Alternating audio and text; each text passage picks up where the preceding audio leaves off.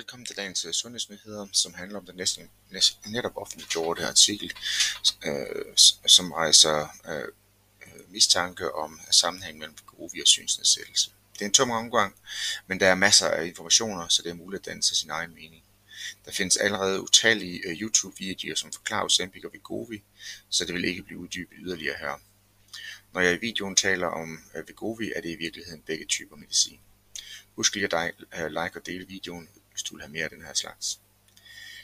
Jeg vil gennemgå artiklen i flere trin og give vores konklusion af konsekvenserne af den slags forskning. Linket henviser til artiklen. Artiklen er et såkaldt abstract, som ofte benyttes, hvis man vil offentliggøre nogle data hurtigt. Der findes uendelig mange sygdomme, som kan give synsnedsættelse, men det er kun NAION, som er under mistanke ved Wegovy. NAION er en venøs blodprop, hvorfor lidelsen ofte rammer pludseligt. I kroppen skelnes mellem arterielle og venøse blodpropper. De arterielle blodpropper afskærer blodforsyningen, mens de venøse afskærer fraløbet, og dermed giver mere skader i form af tryk. De arterielle giver svære symptomer end de venøse.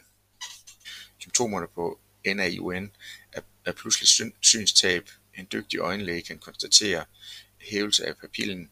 Hævelsen er definitorisk for denne diagnose. Der er i alt 13 forfattere på artiklen, som kommer ud af et af de mest velestimerede sygehuse i USA. Næsten alle forfattere har tilknytning til enten Massachusetts Eye and Ear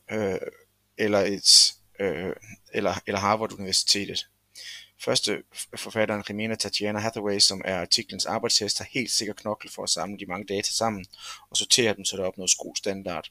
Hun har formentlig også skrevet og læst korrektur på det meste af artiklen. Hun har ikke den store videnskabelige erfaring, og har desværre ikke været muligt at finde et billede. De følgende forfattere har alle videnskabelige erfaringer og har gennemgået informationer for at finde forklaringer.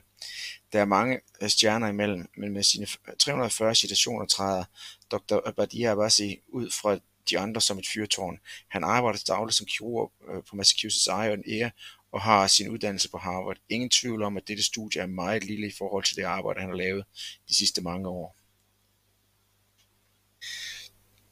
Sidste forfatteren, Dr. Joseph F. Liso, er den videnskabelige garant for resultaterne. Han har masser af videnskabelig erfaring. Han er chef for neurooftalmologien, som denne slags sygdomme hører under på Massachusetts Eye and Ear. Årsagen til artiklens tilblivelse er, at man under en periode observerede flere NAION, end man ville forvente i afdelingen. Det er jo godt lægearbejde at undre sig over, hvad der sker omkring sig. Data blev indsamlet fra december 2017 til november 2023. Man fandt 16.000 NAION, som blev undersøgt af en øjenlæge og som ikke tidligere har haft NAION. Blandt de 16.000 blev der fundet 710 med sukkersyge og 516, som havde fået Wegovy. Der blev fundet en signifikant forhøjet risiko på 4,28 for NAION hos sukkersyge patienter behandlet med Wegovy, og en ligeledes signifikant forhøjet risiko hos overvægtige behandlet med Wegovy.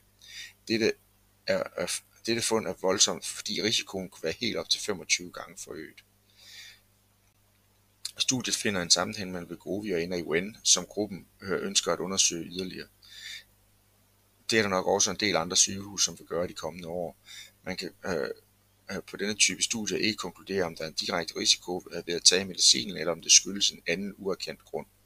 Det kunne fx være, at dem, der tager Wegovy, har en risikoadfærd, som er anderledes end dem, som ikke tager Wegovy. Sundhedsnyhedernes konklusion er meget mere påpasselig end det, vi har set fra gruppen bag studiet. Vi mener, at al behandling med medicin bør ophøre, indtil der er skaffet viden på området. Hvis det viser sig, at mange bliver blinde af behandling, vil det komme en enorm erstatningssager, ikke mindst i USA. Det vil meget let blive erstatninger, som staten skal afholde. Der bliver under alle omstændigheder spændende at få flere informationer i denne sag. Husk at like og subscribe for sundhedsnyhederne, så I kan få informationer også frem efter.